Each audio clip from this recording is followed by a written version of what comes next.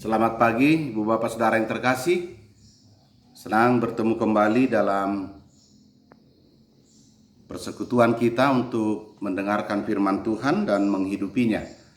Mari kita bernyanyi dari buku ND nomor 481 ayat yang pertama. Gudang dope.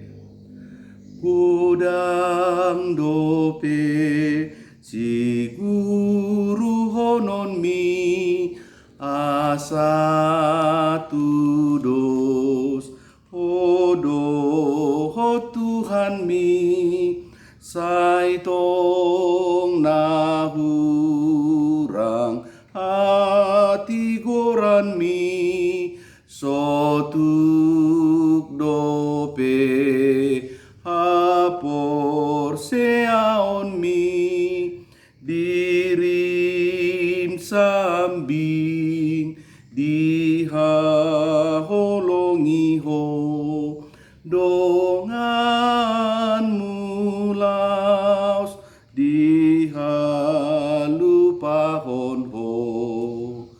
Mari kita berdoa. Kami bersyukur, berterima kasih Tuhan, penyertaan-Mu di sepanjang hidup kami. Pada hari ini kembali Tuhan kami datang ke hadirat-Mu, hendak mendengarkan firman-Mu. Kuasai hati, pikiran, dan kehidupan kami, agar firman-Mu juga dengan leluasa dapat menguasai kehidupan kami, agar kami hidup dan melakukan setiap pekerjaan kami di dalam tuntunan firman Tuhan. Inilah doa kami dalam Yesus Kristus, kami berdoa dan bersyukur. Amin.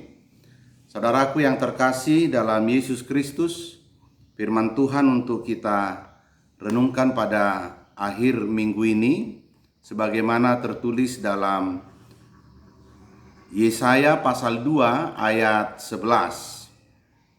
Demikian firman Tuhan. Manusia yang sombong akan direndahkan, dan orang yang angkuh akan ditundukkan, dan hanya Tuhan sajalah yang maha tinggi pada hari itu. Dalam bahasa Batak Toba, akka matani hagijangon ni jolma patutoronna, jala terjiput bahenonna hati boon ni bawa, jadi sasada Jahoba tibul diari nasasadai. Demikian firman Tuhan. Bapak Ibu Saudara yang terkasih, lewat renungan kita pada hari ini, kita mau belajar dan mengenal sejarah perjalanan umat Tuhan, secara khusus Yehuda. Apa yang telah terjadi, bahwa ada masalah yang sedang dialami atau yang dilakukan oleh umat Tuhan karena telah mengagungkan kekuatan bangsa asing. Bahkan mereka membangun kehebatan perlengkapan perang mereka, dan akhirnya melupakan kuasa dan kekuatan Tuhan. Itu berawal ketika bangsa Asyur menaklukkan Yehuda.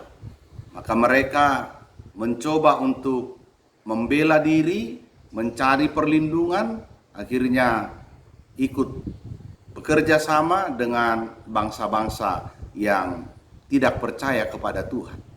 Ibu bapak saudara yang terkasih, ketika kita menelusuri kehidupan manusia di sepanjang sejarah Alkitab hingga pada masa kita saat ini, ternyata banyak manusia yang jatuh ke dalam kesombongan, atau sering manusia jatuh ke dalam hidup yang menyombongkan diri.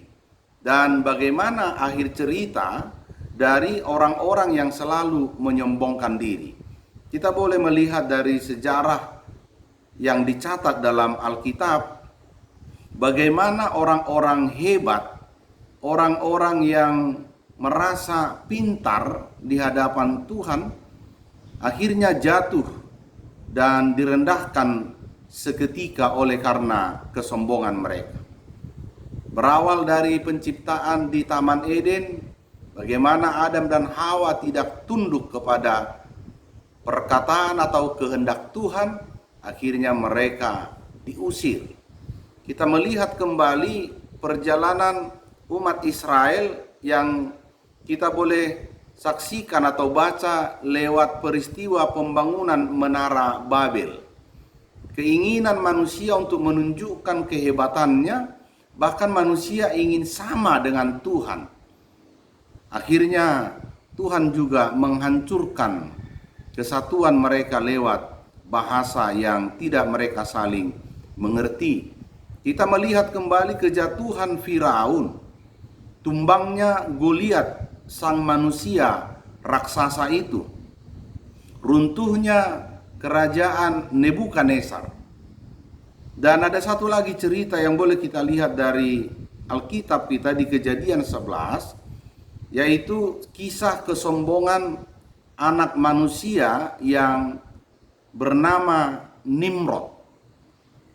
Sang arsitek yang begitu handal, namun Tuhan tidak begitu sulit untuk menghancurkan kehebatannya karena kesombongan yang telah ada di dalam hidupnya. Untuk itu, semua cerita sejarah di dalam Alkitab ini memberikan pesan yang sangat berharga kepada kita, bahwa ternyata Tuhan pembela orang lemah dan menghukum keangkuhan dan kesombongan kehidupan manusia. Di luar Alkitab kita boleh melihat juga banyak sejarah-sejarah tentang cerita kesombongan manusia. Satu cerita yang boleh kita ingat, bagaimana kita mengetahui sejarah kapal Titanic yang begitu mewah, yang begitu luar biasa, yang sangat terkenal. Ketika ada orang yang bertanya kepada si pembangun atau pembuat kapal ini, bagaimana kehebatan atau keluar biasaan kapal ini dibuat, dengan kesombongannya dia menjawab, bahkan Yesus pun tidak akan mampu menenggelamkan kapal buatannya. Ternyata ibu bapak saudara yang terkasih, kita tahu sejarahnya, dan bahkan ini telah dibuat dalam satu film layar lebar, bahwa ternyata Tuhan tidaklah begitu sulit dan tidak butuh waktu yang sangat lama untuk menenggelamkan kapal Titanic itu. Kita mengetahui sejarahnya, bagaimana kapal itu bisa tenggelam di dasar laut selama 73 tahun. Dan pada pelayaran perdana tahun 1912, kapal itu ditenggelamkan dan keberadaan bangkai kapal itu baru terdeteksi, baru diketahui atau ditemukan pada tahun 1985. Itulah karena kesombongan manusia di hadapan Tuhan, sehingga Tuhan bisa melakukan apapun. Dan masih banyak lagi saudaraku, kisah tentang manusia yang sombong dan seketika Tuhan melenyapkan semuanya. Itulah sebabnya sehingga ada suatu ungkapan yang mengatakan kesombongan adalah awal kehancuran. Kesombongan adalah awal kehancuran. Walaupun sesungguhnya ungkapan ini adalah untuk mengingatkan setiap orang agar tidak bersikap sombong, tidak meninggikan diri dalam kehidupannya. Karena biasanya kesombongan manusia itu lahir dari kesadaran akan kekuatan, potensi yang dia miliki yang begitu hebat, dan dia merasa itu tidak dimiliki oleh orang lain, sehingga dia menyombongkan karena dia beranggapan hanya saya yang mampu dan hanya saya yang dapat melakukannya. Maka dengan kehebatannya dia merasa mampu melakukan apapun, melakukan segala hal, termasuk membuat bagi dia ilah atau Tuhan untuk dia sendiri. Inilah yang akhirnya yang tidak Tuhan terima atau Tuhan tidak senangi. Ibu bapak saudaraku yang terkasih, orang sombong biasanya mereka berusaha menutupi setiap kekurangannya dan selalu menjaga image atau harga dirinya sedemikian rapi menutup supaya orang lain tidak mengetahuinya. Dia tidak mampu hidup apa adanya, hidup sederhana, tapi sebaliknya dia akan menunjukkan kehebatannya di depan orang-orang di sekitarnya. Itulah yang kita lihat dari sejarah umat Tuhan Yehuda, karena mereka mau menunjukkan kehebatannya, bahkan ikut mereka menyembah berhala seperti yang dilakukan oleh negara-negara tetangga. Karena saat itu mereka harus benar-benar ikut bekerja sama supaya survive. Saudaraku yang terkasih dalam Yesus Kristus, hari ini lewat firman Tuhan kita mau menggumuli bagaimana kita hidup sebagai anak-anak Tuhan, harus melakukan apa yang Dia kehendaki dan menghindari diri dari sikap kesombongan atau kecongkakan di dalam hidup. Karena kita tahu Tuhan kita adalah Maha Adil. Dia akan melihat dan Dia akan memberikan ganjaran akan setiap perbuatan-perbuatan yang telah melakukan keangkuhan di hadapannya. Jika kita boleh memaknai kehidupan kita saat ini akan keberhasilan, kekayaan, jabatan, ini yang sering membuat manusia lupa diri. Bahkan dia lupa Tuhan. Dan akhirnya dia tidak mengenal lagi Tuhan yang telah memberikan segala sesuatu kepadanya. Hari ini kita diingatkan oleh firman Tuhan bahwa jangan kita menyombongkannya. Rasul Paulus pernah mengatakan, mengingatkan melalui Timotius. Apa yang dia katakan dalam 2 Timotius 3 ayat 2b. Mereka akan membual dan menyombongkan diri. Mereka akan menjadi penfitnah. Inilah orang-orang yang hidup dalam kesombongan itu. Akan membual, berbohong, menciptakan berita-berita tidak benar, menyombongkan diri. Dan pada akhirnya mereka akan menfitnah. Tentunya kita tidak mau seperti itu. Apapun capaian kita, saudaraku yang terkasih dalam hidup ini, syukuri bahwa sesungguhnya itu adalah pemberian Tuhan yang harus kita pakai, pergunakan untuk memuliakan namanya. Maka firman Tuhan hari ini mengatakan orang-orang yang bersikap sombong hanya akan membuat berada pada posisi yang pantas untuk direndahkan oleh Tuhan sendiri. Maka manusia yang sombong akan direndahkan, orang yang angkuh akan ditundukkan oleh Tuhan. Ini menjadi suatu pelajaran berharga bagi kita. Renungan hari ini mengajak kita untuk hidup di dalam anugerah Tuhan. Itulah menjadi potensi yang kuat bagi kita menjalani kehidupan kita di dalam rasa syukur. Maka bagaimana kita memaknai kehidupan kita? Satu bagian dari filosofi kehidupan Bapak Presiden kita Jokowi saya angkat salah satu bagiannya, bahwa dikatakan di situ, lamun siro banter ojon disiki, meskipun kamu pintar, jangan sok pintar. Inilah hidup kita. Kepintaran kita punya batas.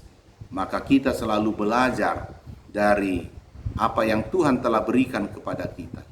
Ketika kita memiliki banyak kelebihan, banyak keahlian, keluar biasaan, bagaimana kita tetap hidup dalam kerendahan hati. Inilah yang Tuhan inginkan dari kita. Kemudian saudaraku yang terkasih, jika kita hidup dalam kesombongan, cenderung kita akan merendahkan orang lain, tidak menghargai orang lain. Tapi Tuhan mengajari kita di dalam Yesus Kristus yang telah memberikan penghargaan yang luar biasa bagi manusia berdosa. Bahkan dia telah berkorban.